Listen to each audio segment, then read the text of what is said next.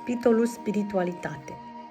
Drumul nostru către Templul lui Iisus Hristos a Sfinților din zilele din urmă din Freiberg, Germania, a fost unul plin de reflexie și anticipare. În timp ce ne apropiam de locul sacru, simțeam că fiecare pas ne apropie mai mult, nu doar unul de celălalt, ci și de o conexiune spirituală mai profundă. Când am ajuns la Templul Sfânt, atmosfera solemnă și liniștea de acolo ne-a cuprins pe amândoi. Cu inimile deschise către divinitate și către un viitor împreună, am făcut pasul curajos de a ne apecetui pentru timp și eternitate ca soț și soție. Rugăciunile noastre au fost ca un ecou al dorințelor noastre cele mai sincere. Să fim uniți în iubire și încredere, să trecem împreună prin bucurii și tristeți și să rămânem alături unul de celălalt în orice încercare. În ziua împecetului noastre în fața lui Dumnezeu, în templul lui Iisus Hristos, a Sfinților din zilele din urmă, am fost însoțiți de cele mai prețioase comori ale noastre de la vremea respectivă, Andrei și micuța Andreea. Îmbrăcați cu haine albe pure, simbol al purității și al noului început, familia noastră strălucea în lumina blândă a templului. Încă din momentul în care am intrat în încăperea decorată cu trandafiri albi și margarete, o atmosferă de sacralitate și bucurie ne-a învăluit pe toți cei prezenți.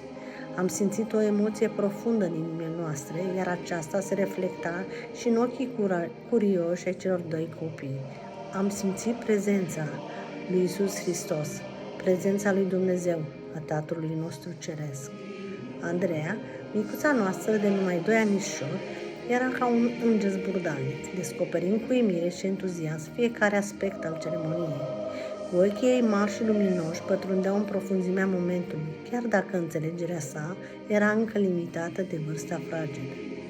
Andrei, un tânăr, cu o prezență liniștită, îi ținea mâna micuței surori, asigurându-se că se simte în siguranță în mijlocul acelui moment special. În ochii săi se putea citi recunoștința și încrederea în puterea familiei lor de a trece prin orice împreună. Andrei, la vremea aceea, un tânăr de 14 ani, a considerat că ar dori să fie pecetuit împreună cu tatăl său biologic. Atât era cunoașterea lui de atunci. În momentul în care preotul a început ritualul pecetuirii noastre, ca soț și soție, pentru timp și eternitate, am simțit o căldură divină îmbrățișându-ne. Cu fiecare binecuvântare oferită, legătura noastră s-a întărit și mai mult. În prezența lui Dumnezeu și a fetiței noastre, Andreea, am promis să ne iubim și să ne susținem unul pe celălalt în fiecare zi a vieții noastre. După ce am fost noi pecetuiți ca soț și soție pentru timp și eternitate, a fost chemată micuța Andreea, îmbrăcată în roche albă, să-și pună mâna deasupra mâinilor noastre și împreună am putut, prin puterea preoției, am fost pecetuiți pentru timp și eternitate ca familie. Când ceremonia s-a încheiat, o aură de pace și fericire a cuprins întreaga familie. Ne-am strâns copiii în brațe, simțindu-ne binecuvântați pentru darul prețios al unității noastre. În acel moment, noi am știut că nimic nu putea să ne despartă și că dragostea noastră va fi eternă, căci era hrănită nu doar de iubirea noastră, ci și de puterea divină care veghea asupra noastră în fiecare clipă.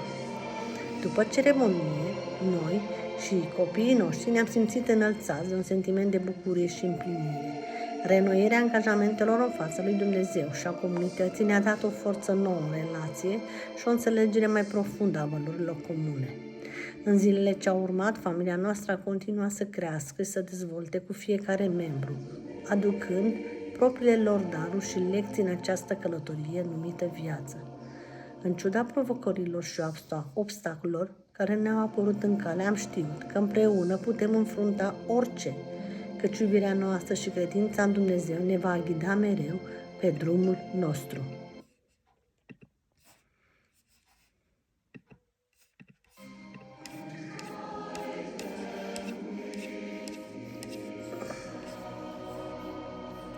Într-o zi însorită de vară, imediat ce Andrei a absolvit liceu și a luat examenul de bacalaureat, în casa noastră, cu ferestre luminoase, o discuție importantă a avut loc între Aura și fiul ei.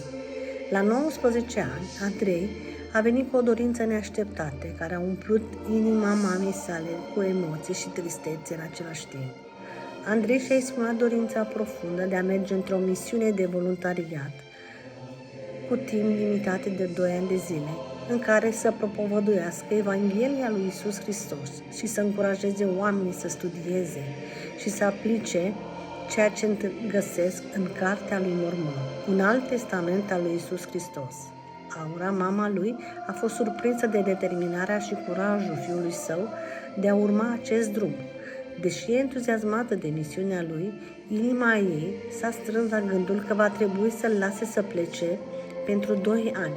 Cu toate acestea, Aura a decis să-l susțină pe Andrei în această călătorie spirituală. În săptămânile care au urmat, l-a ajutat să se pregătească pentru această misiune importantă. Au discutat despre credința lor comună, au citit împreună din Scripturi și s-au rugat pentru succesul lui Andrei în misiunea lui. Înainte de plecare, Aura l-a ajutat pe Andrei să-și pregătească bagajele, să-și cumpere haine potrivite, costume negre, cămăși albe, cu cravată și să se familiarizeze cu locul în care urma să-și petreacă următorii 2 ani. Misiunea lui, ca misionar al Bisericii lui Iisus Hristos a Sfinților din zilele din urmă, avea să aibă loc în vibrantul oraș Londra, o oportunitate de a împărtăși credința sa într-un mediu divers și plin de provocări. Cu inimile grele, dar pline de speranță, Aura l-a însoțit pe Andrei la aeroport în ziua plecării sale. În timp ce își luau rămas bun, Aura l-a strâns pe Andrei în brațe și a promis că va fi mereu acolo pentru el, indiferent de distanța care îi va despărți. Timpul a trecut și pentru Aura fiecare zi, fără prezența lui Andrei în casă, a fost o încercare. Însă ea știa că fiul ei era încrezător și hotărât să-și îndeplinească misiunea. În fiecare zi ei trimitea scrisori pline de încurajare și iubire, iar când ajungeau cele 2 momente pe an când putea vorbi cu el pe video, fiecare minut era o comoară prețioasă. Pe măsură ce timpul a trecut, Aura a început să vadă cum experiența misiunii de voluntariat în cadrul Bisericii lui Iisus Hristos a Sfinților din urmă îl transformă pe Andrei într-un om mai puternic și mai încrezător. În fiecare cuvânt pe care îl împărtășea în scrisori sau în convorbirile lor video, Aura putea simți energia și dedicarea lui față de credința lui și față de misiunea lui de a aduce lumină în viața altora. Astfel, povestea lui Andrei și a mamei sale ne amintește chiar că în fața distanței și a sacrificiilor, dragostea și credința pot aduce împreună sufletele și pot înfrunta orice provocare. În timp ce Andrei își îndeplinea misiunea în vibrantul oraș Londra, fiecare zi era plină de întâlniri și experiențe care îi întăreau credința și determinarea. El a fost binecuvântat să întâlnească oameni din diferite medii și culturi, dar inima lui s-a deschis în special către cei care căutau un scop mai profund în viață. Prin dragostea și devotamentul său pentru Iisus Hristos, Andrei a fost un exemplu luminos pentru cei din jurul său. Fie că era vorba despre o conversație simplă pe stradă sau despre ore petrecute în discuții profunde despre credință, el și-a împărtășit cu pasiune convingerile și a inspirat mulți oameni să caute mai mult în viață. În timp ce zilele se transformau în săptămâni, iar săptămânile în luni, povestea lui Andrei a devenit una despre transformare și speranță. Oamenii cărora le-a împărtășit Evanghelia lui Iisus Hristos au simțit o chemare profundă în inimile lor și au început să-și pună întrebări despre credința lor și despre sensul vieții. Cu fiecare suflet pe care l-a atins cu mesajul său plin de dragoste și compasiune, Andrei a adus o lumină nouă în lumea lor și a făcut ca această credință a lor să înflorească. În cele din urmă, mulți dintre acești oameni au simțit chemarea de a se uni cu comunitatea credincioșilor și s-au botezat în Biserica lui Iisus Hristos a Sfinților din zilele din urmă. Într-o zi de primăvară, când misiunea lui Andrei în Londra se apropia de sfârșit. El s-a simțit copleșit de recunoștință și umplut de bucurie. Întreaga sa experiență a fost una în care a văzut puterea transformatoare a credinței și a iubirii lui Iisus Hristos și a știut că fiecare moment petrecut acolo a fost o binecuvântare. Astfel, povestea lui Andrei în Londra ne amintește că prin devotamentul și iubirea față de Dumnezeu, fiecare individ poate fi un instrument al schimbării și al speranței în lumea noastră tumultoasă. Cu inima plină de emoție și recunoștință, Aura a primit o scrisoare de la Andrei în dimineața zilei, când ea împlinea 44 de ani. Împreună cu soțul ei și cu cele două fiice, au citit cu atenție fiecare cuvânt scris de fiul lor drag. Emoțiile au început să-i cuprindă pe toți când au realizat că Andrei le pregătea o surpriză minunată pentru această zi specială. Ziua specială, ziua mamei lui și ziua întoarcerii lui acasă. El îi invita cu mult drag și cu multă speranță pe părinți și pe surorile lui să vină în frumoasa Londra, la frumosul templu al lui Iisus Hristos și a Sfinților din zilele din urmă, din Londra, templul sfânt al lui Dumnezeu, pentru a petrece câteva momente plăcute. Plecarea spre Londra a fost una plină de anticipații și emoții. Aura și familia ei au fost cufundați într-o atmosferă de bucurie și așteptare, în timp ce se îndreptau către templul sfânt al lui Dumnezeu din Londra, locul unde avea să se împlinească dorința lor cea mai adâncă, aceea de a fi pecetuiți împreună în sfințenie și dragoste eternă alături de Andrei. După 2 ani de trudă și sacrificiu, ziua așteptată a întoarcerii lui Andrei a sosit în sfârșit. Într-un final, Aura l-a revăzut pe fiul său, intrând pe ușa camerei de hotel a lor, cu un zâmbet larg și o inimă plină de experiențe și amintiri. Cu lacrimi de bucurie în ochi, Aura și Andrei s-au îmbrățișat, știind că toate momentele de tristețe și separare au fost în cele din urmă înlocuite de bucurie și împlinire. În ziua aceea, templul strălucea în lumina soarelui, iar fiecare pas pe care îl făceau înăuntru părea să se apropie. Părea că îi apropie pe Aura și familia ei de divinitate. Cu inimile pline de credință și recunoștință, au trecut prin fiecare etapă a ceremoniei sacre, aceea ceremonie sacră înfăptuită de un preot care are autoritatea preoției lui Melchisedec. Ceremonia de pecetuire a lui Andrei cu această familie a lui minunată, cu Aura și Neluțu împreună cu celelalte două fiice. Îmbrăcați în alb, simbol al purității și sfințeniei, Aura, soțul ei Neluțu, Andrei și cele două fiice ale lor au fost uniți într-o legătură eternă de iubire și devotament în fața lui Dumnezeu. În acel moment solemn și sacru, toate grijile și temerile au fost îndepărtate, lăsând loc doar pentru pace și încredere în viitorul lor împreună. Pentru Aura și familia ei, acea zi a reprezentat nu doar o sărbătoare a dragostei lor pentru Dumnezeu și unul pentru altul, ci și o confirmare a legăturii lor veșnice și a puterii credinței lor în lucruri sfinte și nemuritoare. În acel moment ei au știut că nimic nu putea să-i despartă și că dragostea lor va dăinui mereu în această viață și dincolo de ea, în eternitate.